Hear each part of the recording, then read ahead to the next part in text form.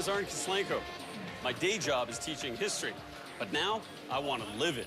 So I've come here to Israel to find out what life was like at the time of the Bible. Modern concoctions, ancient ingredients. Makes me wonder what people at the time knew about sickness and medicine. The Gospels report that people with a variety of ailments and diseases came to ritual baths such as this one, the Pool of Siloam in Jerusalem. The most famous was a blind man who would ask Jesus for help. Jesus mixes his saliva with the earth and puts it on the blind man's eyes, telling him to immerse in the Pool of Siloam. The blind man does, and then, miraculously, he can see. It's an inspiring story, but I'm also interested in the other stories we see in this scene. Look at all these sick people. Why have they all come here? And which of them will get better? When you got sick in the first century, what did you do about it?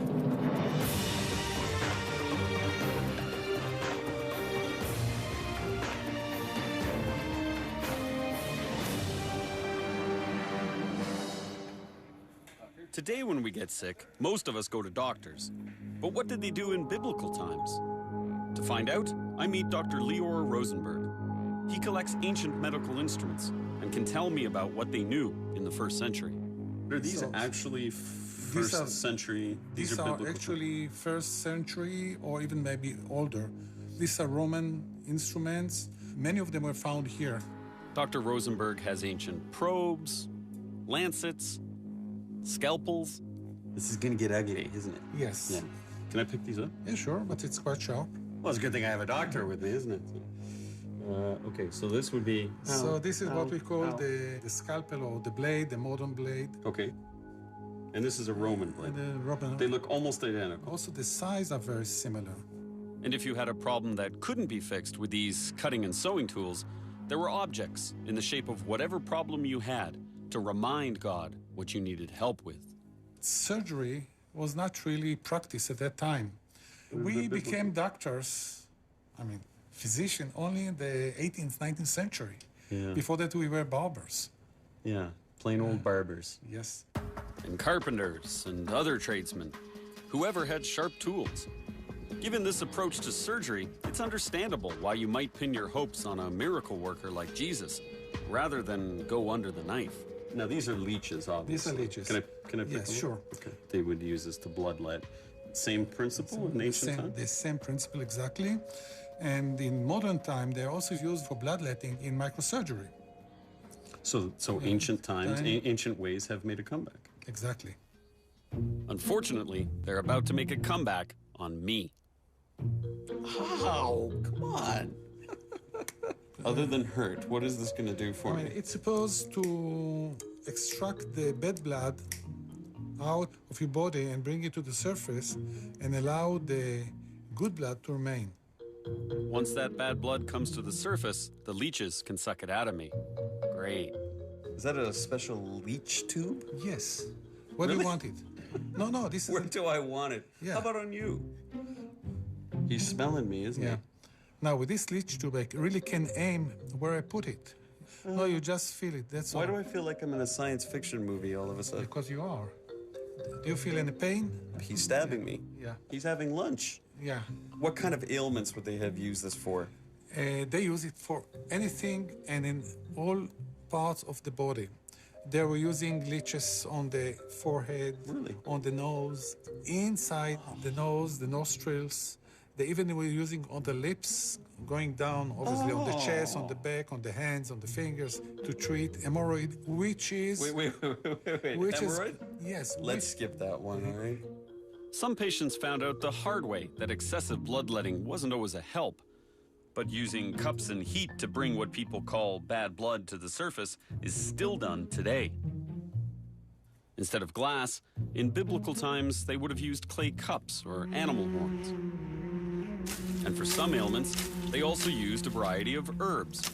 Because the climate hasn't changed that much around here in 2,000 years, many of those herbs are still growing today. I'm heading north with Sharon Kotzer, who's an expert in herbal medicine, because I want to find out how they used herbs to keep healthy in the time of Jesus. Beautiful. Yes, this is an amazing place. It's exactly, I guess, how it used to be 2,000 years ago. Nothing really changed here. Really? So this is exactly like it Yes. would have been in the Bible? I think so. Look at this beautiful nettle. That's This fantastic. amazing color. But they used to take it and they used to actually to whip the skin with it, all right? They used to do it because in cases of kind of inflammatory disease of the joints, kind of So, arthritis. Arthritis, okay, Yes. right. Well, I've got arthritis. I think I'll give that a try.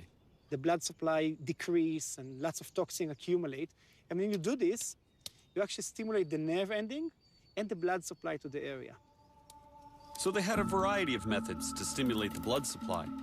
If your problem was in a joint where cups weren't an option, you could use this herb.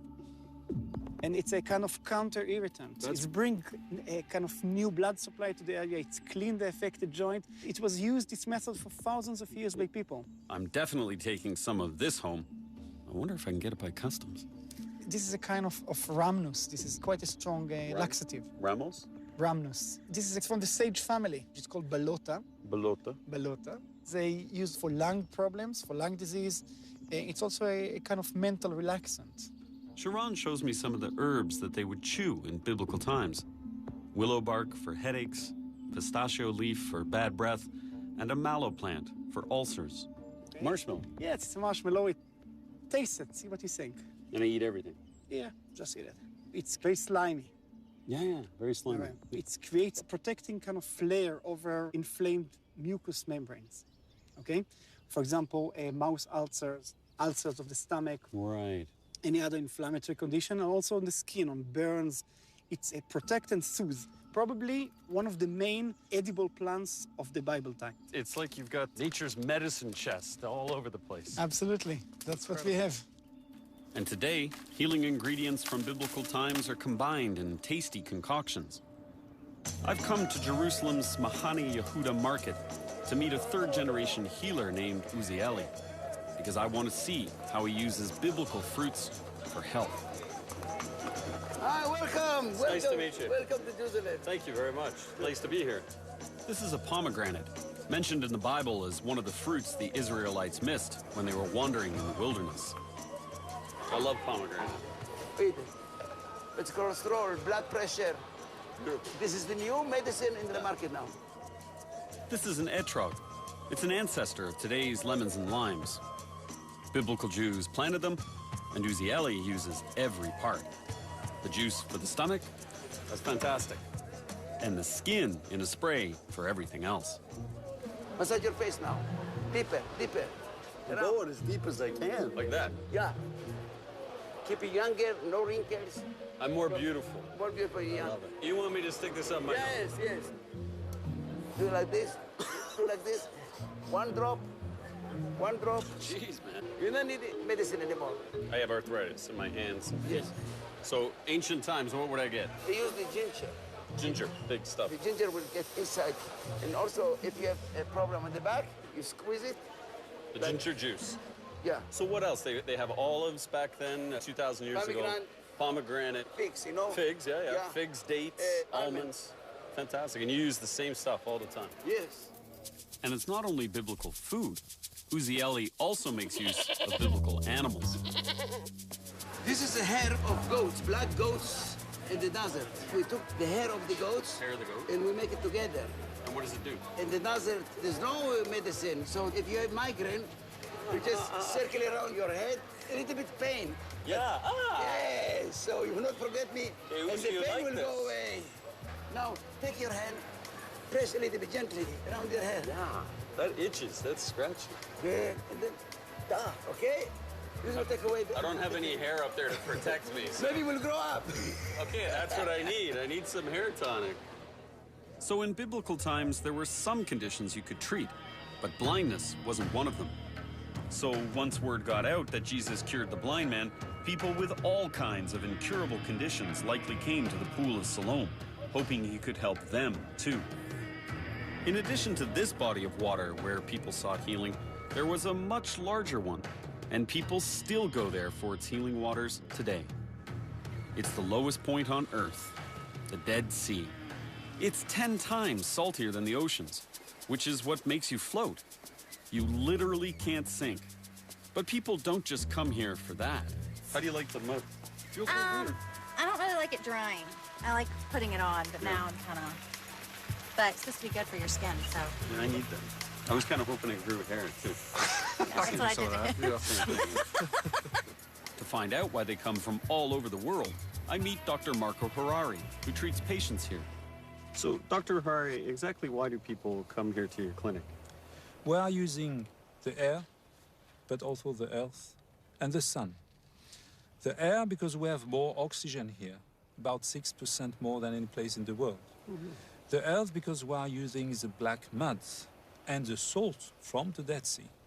And the sun, because our sun is filtrated here and can allow a longer time to exposure to sun for many patients. So it's a very unique weather condition, climatic conditions. It is exactly a very unique condition, but it is not a new one. It's not new. We have some references from 2,000 years ago. So they did know in biblical times to come here for their skin ailment. Cure for their skin diseases, rheumatologic diseases, and lung diseases. I have arthritis, so if I came here and used the mud in particular, I would get better. Surely, we have some data showing that people are improving for 3-6 months after simple applications of black mud. You know, this is the way to meet girls. It really is. Not married girls.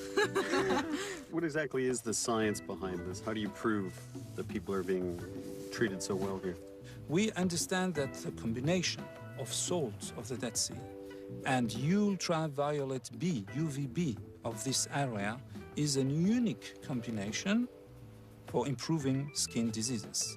But not only skin diseases. The black mud, for example, can be used for many rheumatic conditions, for joint diseases, from musculoskeletal diseases. We know that people are in a good remission after treatment at the Dead Sea for at least 8 to 9 months, something that is pretty good for any kind of other treatment.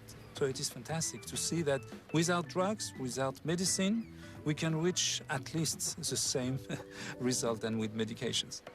After being in the Dead Sea, I feel very alive. To treat my arthritis, I'd have to do 3 weeks of floating appointments, which would be fine with me. So far, I've found out what they did know about health in the time of the Bible. Now I want to find out what they didn't know.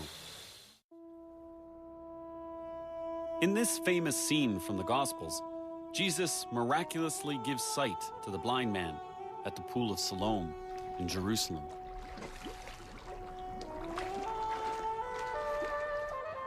Today, you hear people saying they're praying for a miracle after they've already tried everything else.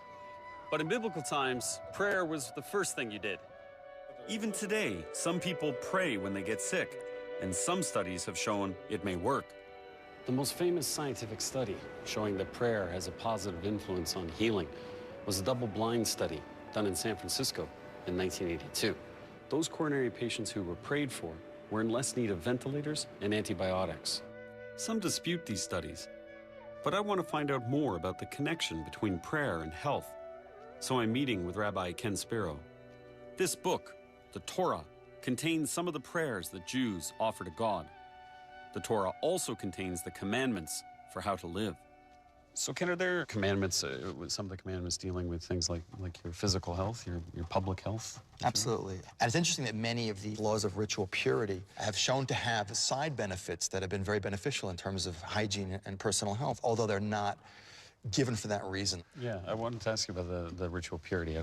What exactly does that mean? Well, the ritual purity, again, even though mikvah is a ritual bath and baptism comes from it, it's a side benefit that you're clean. But the purpose of ritual bath was not to clean yourself physically, but to unclog yourself spiritually.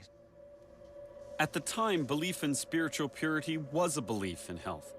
But on the physical side, cleanliness being next to godliness didn't always pan out in these ritual baths, these mikvahs, because of what people at the time didn't know about infection and germs.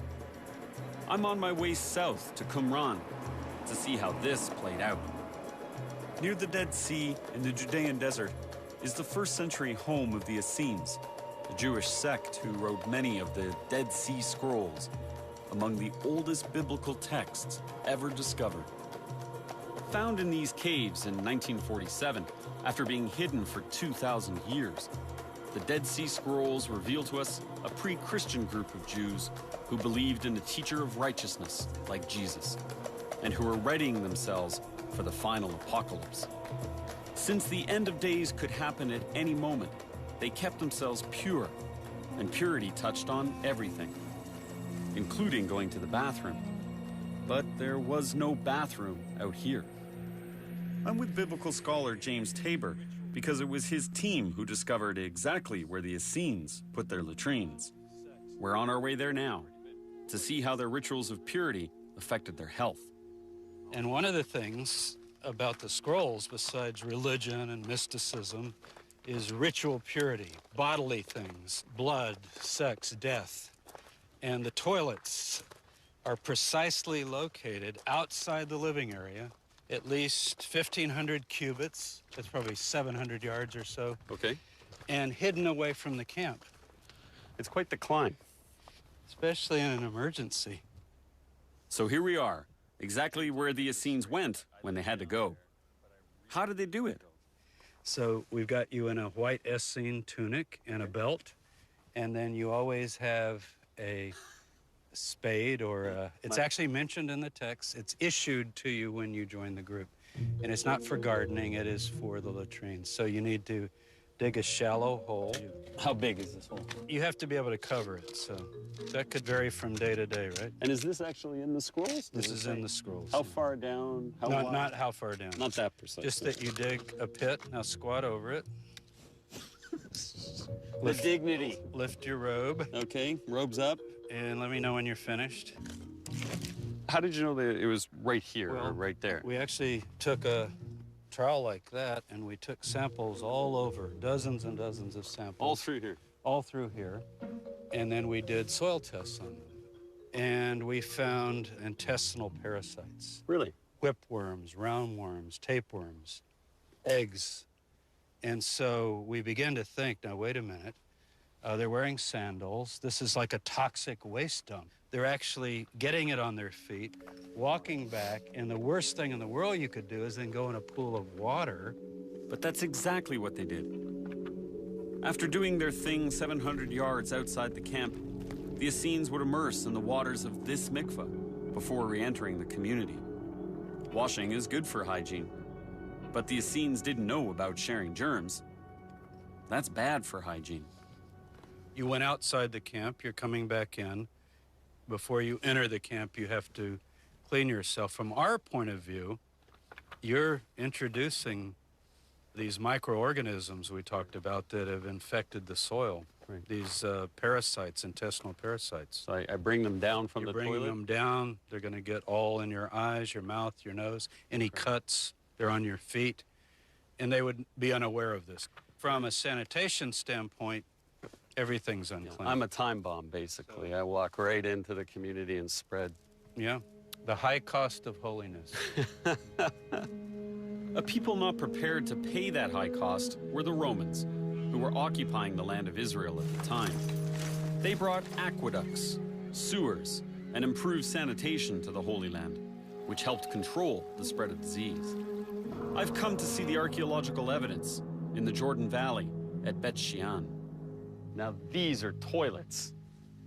Isn't this incredible? This is This is the amazing. best example in the Holy Land of Roman indoor toilets. We should give it a try. I gotta give and it a see. try. I'm not going to coax you at all. I'm just going to see if Well, you do any better than my students. I'm guessing if I sit on the one, it could be a little messy. So, Only so raise the toga. raise the toga Okay. and then like this. All right. This is good. That's why I did a PhD in history. This is. Yeah. Now I gotta ask you. This looks fairly sophisticated. So Let me join you. All right. If you don't mind. Not at all. Would you want me right next to you? Do you mind? Maybe a little bit. I think Give me this- some I privacy. think man. this works better like this. But there was no privacy.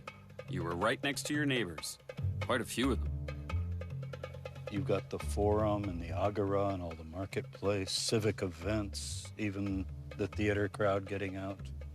So okay, does everybody come here? That's the kind of surprise. This is unisex, so You're kidding me. it's open, and everybody comes. I guess the togas help a bit. It's a different view of the body. It's not Victorian or Puritan in any way. How does a system like this actually work? Well, there's water down below us, flowing continually for the waste.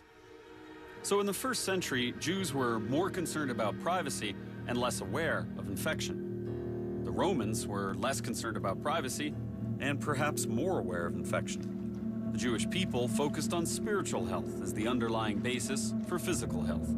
Jesus' healings were also connected with his teachings. But in a time when great miracles of healing were believed to have taken place, it was also a time when a simple cut on the hand could kill you.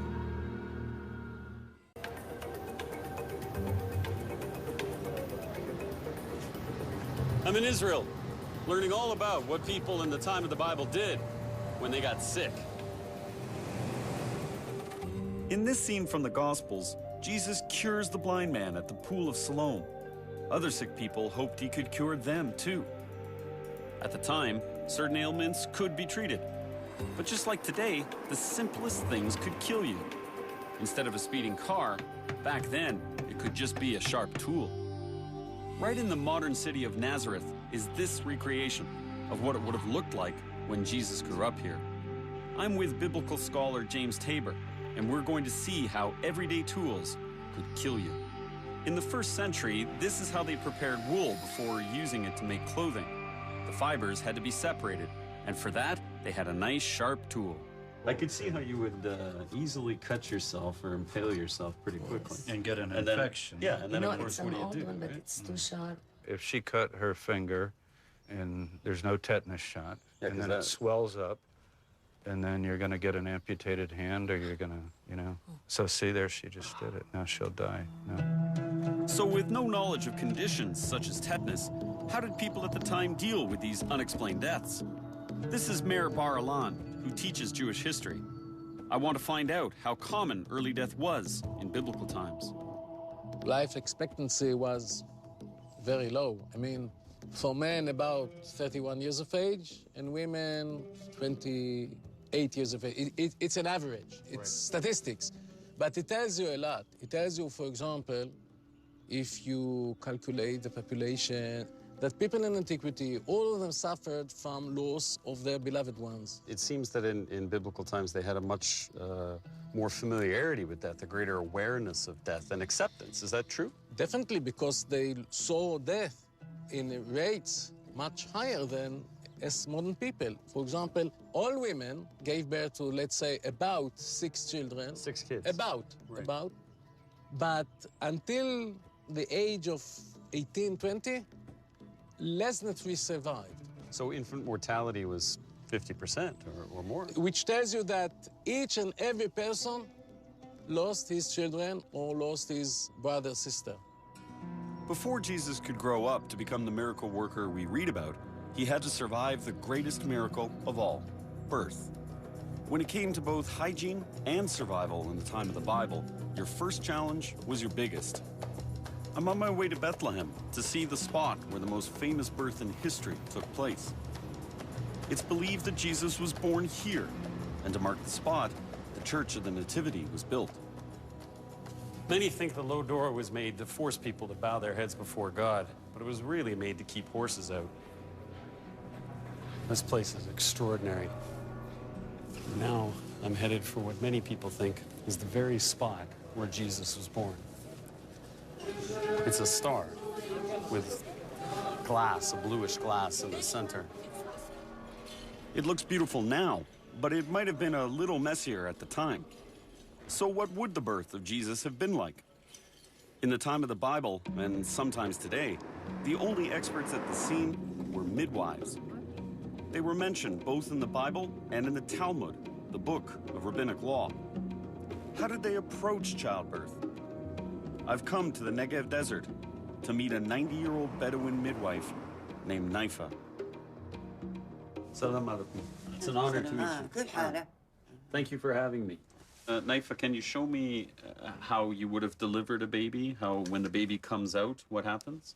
أنا بنعرف العمود بتقول في كذا أنا بتظلها شادة العمود قايلة كذا أنا وفي بتكون حرمة لاقطة ظهرها من هذا بتكون عندها وحدة وفي ماسكة العمود لما العيل يطيح تمسك العية وبنلفها على السر وبنلفها وبنمكنها خرقة غليظة يعني تحفظ السر وبنربط عليه وبنمكن بنقص حبل السر بندفن الأخت بناخذ العية بنمقطه وبنربط بنحط من سره من صرته من سره يعني عيونه ليوجعنا خاف ليه خربنا عيونه. They take the blood of the baby and put it on the baby. On the baby, it's against evil eye. So it's against the evil eye. So while delivery hasn't changed, some rituals around it have.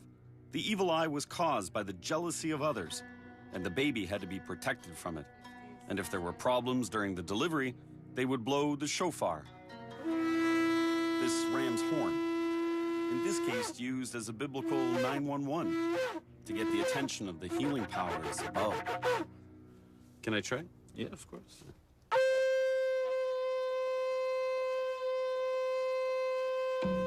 In ancient days, they also used incantation bowls, which were believed to protect the house or tent. Many of them were to help childbirth. They had images of and spells against Lilith, a demon said to prey upon babies. I want to find out more about these rituals for protection. So I'm on my way to an antiquity shop in the old city of Jerusalem to meet archaeologist Robert Deutsch. Hi, Robert. Hi, Alan. How are you? Very nice to meet you. Welcome, welcome. It's a beautiful store. It's really... Yes, I'm always coming over here to see some new stuff. I mean old stuff. Old stuff. This incantation bowl Robert is holding is a 1,500-year-old spell to ward off evil, written in the language spoken in the time of Jesus, Aramaic. You can hold it. You sure? Yeah. You trust me well enough? It's an incantation bowl with spells against evil, against illness. I can't believe it's in such good shape, eh? If the words incantation, spells, and evil make you think of magic, you're dead right. At the time, people believed in it. Everybody would have had one of these bowls in their house? Everybody needs a bowl. Right. Otherwise, the house is in danger. You deposit it in the corner of a house, and it protects the house against evil. You would bury one of these bowls upside down underneath your house to trap evil spirits, like ancient feng shui. I always carry my lucky coin and a lucky stone that I've had for like 20 years. Have it. So it's the same principle. It's the same thing. So Robert, tell me about the evil eye. Well, the evil eye, it's a bad spirit, and you must have an amulet against it. So we're walking through the old city, and everywhere you see these hands called hamsas. These are amulets people place on their houses for protection and against the evil eye. This is the hand you're talking about, right? This is the hamsa. Yes, that's a hand. It's look like a hand with 5 fingers, which in Arabic, hamsa, it's 5. Those are new, 19th century, 20th century. Considering how many of these hamsas are sold, people still believe in the power of objects to protect their homes and keep bad spirits away. For some, the hand symbolizes the hand of God. But what if putting one of these on your house doesn't work and your health is in jeopardy? Well, there are still those who practice magical rituals from biblical times.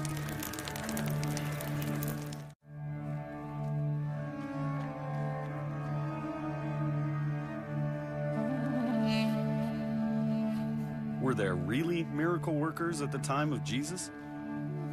And what did you do if even they couldn't help you? Some people turned to magic. But since the population was Jewish, I need to find out how Jews viewed magic. So I'm asking Rabbi Ken Spiro.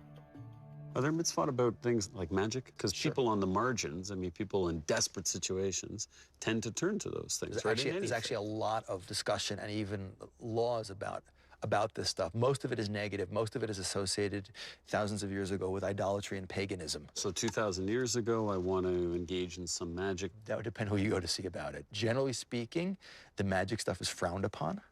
But if you had a big rabbi, and he says, you know, I have access to a certain remedy or a cure that's a tradition that's been passed down to me that, you know, most people don't know about it. And you're welcome to do this, fine. But it has to come from a recognition that everything comes from a higher power. So it's who you are, in effect. It's who you are. Yeah, exactly. Okay. So in ancient times, people would seek out rabbis with these magical secrets. But it still goes on today. I'm on my way to see Rabbi Chaim Fuchs because he studied the ancient texts and learned the magical rituals that were believed to bring people back to health. As we've seen, there was a widespread belief in the power of the evil eye to bring harm. It was caused by the jealousy of others, and if you hadn't protected yourself from it, now you had to remove it through rituals such as the one Rabbi Fuchs is about to perform on me. He's adding molten lead to water, and he tells me the result is an eye shape. Uh-oh. This is a shape of an eye. Usually, when we pour lead inside of a water, it should be like this. Okay. Where does this come from? You tell me where that comes from. This says that you have someone that bugs you a little bit with an evil eye. So somebody has put an evil eye on me. Yeah, just a little bit. You don't have a lot. What do you mean a little bit of an evil eye? So they only hate me slightly. They're jealous of you. They're jealous of me. Now, how do I ward off this evil eye then? This is what you do. You're gonna do it for me. I'm glad to see my evil eye melting away there. That gives me some comfort.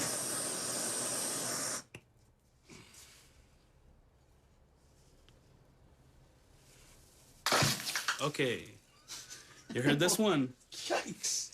I'm getting a little nervous with hot lead over my head. But you can see, you heard this explosion. This tells us that the evil eye just got out. We won. We won. And you can see it, nothing here. Wow. Well, that was close. Was the evil eye really removed from me?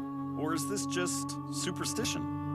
In the time of the Bible, as today, there's no shortage of beliefs around healing, charismatic healers, and people who seek them out. But not all charismatic healers were rabbis, then or now. Why are large numbers of people drawn to these mysterious healers? To try and find out, I'm on my way to see Oren Zarif, a very busy healer around here. Excuse me, come. If I'm not mistaken, Oren, you don't have any medical training, physiology or biology or anything. So I'd like to ask Oren, how does he diagnose? כן, כן, ודאי. רוצה שאני אתן את הדיאגנוזה, מה שאני מרגיש... איך ידעת מה יש לו, ואיך אתה אני עושה את מרגיש את הגוף, אני מרגיש את הרמה האנרגטית. אצלו הרמה האנרגטית ירודה, במצב כזה, מה שאני עושה, אני יוצר פעולה שאני מחבר את כל המנגנון, אני מחבר אותו לתוך הגוף. And now I give you a lot of energy all the body, I penetrate by the subconsciousness. I want you 2 minutes, close your eyes, okay? Close your eyes.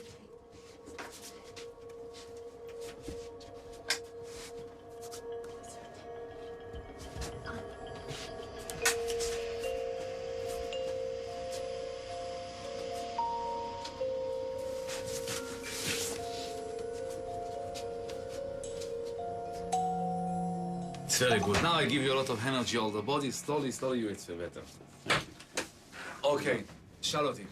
Oren, do you consider yourself to be a miracle worker? בגדול כלום. אני מרגיש שאני כלי כדי להעביר לאנשים ולתת לאנשים, לא מעבר לזה. שבתחום הרפואה הקונבנציונלית אין להם מענה לבעיה פסיכוסומטית שכתוצאה מתפתחים דברים. ואם האדם היה חזק, עם כוח ויכולת, כפי שאני מעביר לאנשים, הוא היה מסוגל להתגבר על כל בעיה. שיקום פה אחד עכשיו, מכל 100 מטופלים, או 400 או 500 איש שמגיעים אליי ביום, שיגיד אני לא מאמין, לא תמצא דבר כזה. מאמינים? כן. כולם מאמינים. And they don't need explanations for their belief. You can't explain what it is. And I don't want to know what it is. I want to feel better. Clearly, Oren is giving these people something. But is it real or fiction? In the story at the Pool of Siloam, was it psychosomatic? After all, a blind man is said to have regained his sight. And it turns out that the Pool of Siloam is not just a place in a story.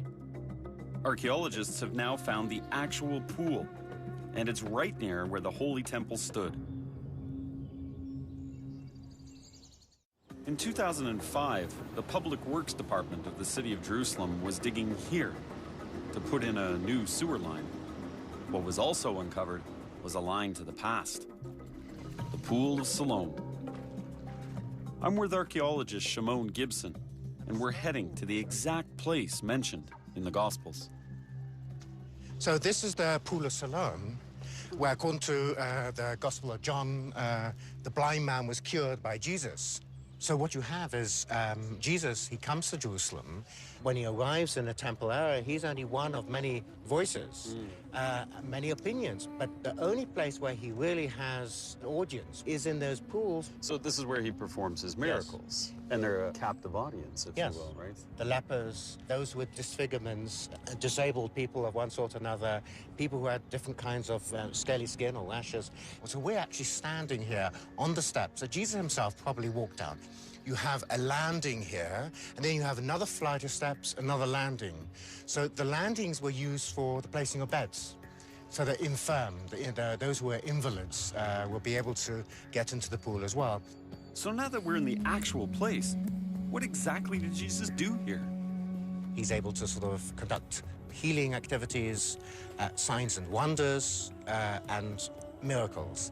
In those days, something which was unusual, and that is somebody who did not profess to be a doctor as such, but was able to cure people, that was miraculous.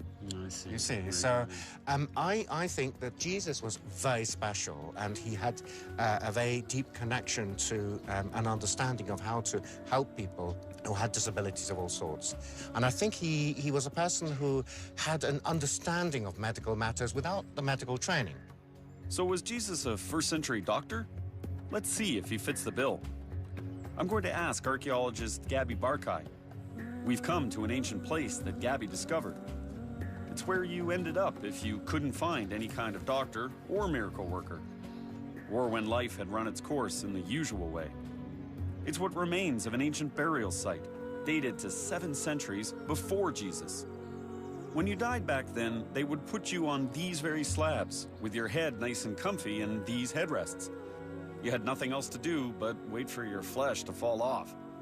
A year or so later, when you were nothing but bones, they would put you in here with the bones of your ancestors and some of your worldly belongings. Gabby found human bones here, as well as ivory, gold, and something much more precious. We had 2 silver scrolls, which include verses from the Bible, from the book of Deuteronomy and the book of Numbers, and these are the earliest biblical verses ever discovered. They predate the Dead Sea Scrolls by 4 centuries. This is one of the scrolls that Gabby found. It's an amulet meant to be worn on the body with the name of God written on it for protection against harm. And the verse from the book of Numbers written on this 4-inch scroll is the priestly benediction, which is still said in synagogues and churches today. It's a blessing of God's protection, a formula for health. And you excavated all of this. You're the man responsible. Yes. That's astonishing. So what does that tell you about the people who built this and who are buried here? They believed that the dead continued to live in another sphere. Right. Unlike later on, where they believed in resurrection, they believed in this time that they do not need a resurrection because they are alive. And death was something like sleep. So, Gabby, I've been reading and hearing an awful lot about healing powers and medicine at the time of the Bible, and especially about Jesus and his healing powers. What do you think about all that? In one of the texts of the Dead Sea Scrolls, we have a description of the Messiah as a healer. So it was a popular belief at that time that if somebody is a Messiah, he needs to be a healer as well. They can cure you of everything. He can cure you of all your physical and mental problems. Healing was either with the Word of God or with the charismatic figure of the healer. It was via touch. If he was charismatic enough, the psychosomatic influence of his blessing could heal you. And we have some cases of different maladies identified in excavations, and they were cured. We have from the 4th millennium BC and on, drilling a hole in the skull to free the pressures within the skull was well known to these people. So brain surgery. And in some cases, the brain surgery even succeeded. We have growth of the bone after the operation. You think there's any plausibility to the Pool of Siloam, the miracle at the Pool of Siloam? Listen, I wasn't there, but I can tell you that it is possible. We have many cases of healing which were regarded as miracles in antiquity, but actually behind them is some basic knowledge of medicine. But if Jesus was a kind of doctor, he also seems to have done referrals. In the Gospel of Luke, 10 lepers called out to Jesus for help, and he tells them to show yourselves to the priests. They do, and they are healed. What did the priests know about curing leprosy? Well, it turns out it may not have been leprosy, but a different disease called tsaras that's been mistranslated as leprosy. So what is tsaras, and why did the priests deal with it? According to the Bible, some physical ailments were a result of spiritual problems, and to identify tsaras, you needed the right specialist. 2,000 years ago, do I consider this, to be a medical problem, or? That's the priest's primary job was to tell you this is a medical problem, this is a metaphysical problem. How would he know the difference? Because the priest was trained. That's one of the specialties of the priesthood, was to identify this tsaras, as it's called. They would have to come to your house and be able to diagnose it. No wonder the Bible talks so much about leprosy. It's referring to more than one disease. But it's now been proven that at the time they did have what we now know as leprosy. We know this because Shimon Gibson discovered the oldest leper ever found in Israel. Don't let the flowers fool you. In biblical times, when your life was going down the tubes, this was one of the places you ended up. So this is Hell Valley. So it's a place with a lot of blood and gore and guts, you know. In fact, this is the field of blood, you know, Akeldama, where Judas, after he betrayed Jesus, then came and hung himself on a tree or garroted himself. Oh, this is the spot. Yes. So I'm in the place where the Gospels tell us the man who betrayed Jesus died. It's also where the oldest leper ever found in the Holy Land was discovered. I'm with archaeologist Shimon Gibson, the man who found him. He was wrapped in a shroud in here. So this is the tomb. It's amazing, isn't it? Yeah. I'm going to find out what Shimon's amazing discovery here tells us about disease in the first century. I was really amazed when I saw in one of the recesses a shroud from 2,000 years ago. It's the only shroud that we have in Jerusalem from the time of Jesus. And this was found in this tomb. So you see, this is where we found the shrouds, in this burial recess. Wow. It's very big. And this one yes, it's the length of a human being. And when we came in, all we could see was this little black stuff which was on the floor of this burial recess. But when I went into the burial recess, I could see that you had all sorts of fragments of textiles. And right at the end, I could see this pile of stuff which turned out to be human hair and fragments of skull. Human hair right at the back.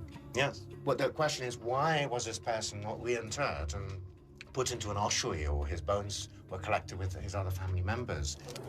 In biblical times, after they left your corpse for a year or so that your flesh could fall off, you always received secondary burial. In Jesus' time, your family came back and put you into bone boxes, ossuaries. But the man Shimon found did not get a secondary burial. Why didn't his family return for him? Not only that, but you see that there's this plaster. You see the edges of the plaster all the way around. So the door was placed here at some point, and he had been almost locked away inside. Sealed into the yes. vault. So there's a bit of a mystery here. Did you suspect that when you first saw the hair and the fragments at the back that this was... I had an anthropologist with me, and she looked at one of the bones and said, signs of pathology. So we did some medical examinations on the skeletal remains, and we did DNA research and, you know, bringing in all the specialists in the field. It turned out that this shrouded man died of leprosy. Until this man was found, historians believed that in the Bible, leprosy referred to any number of skin conditions. And there was no proof that any of them were leprosy. But Shimon Gibson's finding here confirmed that in Jesus' time, leprosy did exist. When it came to death, however, the family members would have been afraid. So they just would have put him in and closed the door, sealed him up, and this probably put something on the outside, say, do not open, you know, and that was that. So not only does this tomb tell us that leprosy existed in the time of Jesus, it tells us about people's fears. His family didn't even want to touch his bones after he died for fear of catching the disease. They seem to have known that diseases can be contagious, an idea that didn't catch on until 12 centuries later. Depending on the luck of the draw, some would say the will of God, some diseases led you to a dead end, and no doctor, miracle worker, or magical healer could help. Just like those who flocked to the pool of Siloam, for many people, the physical and the spiritual are connected. We're searching for more than health.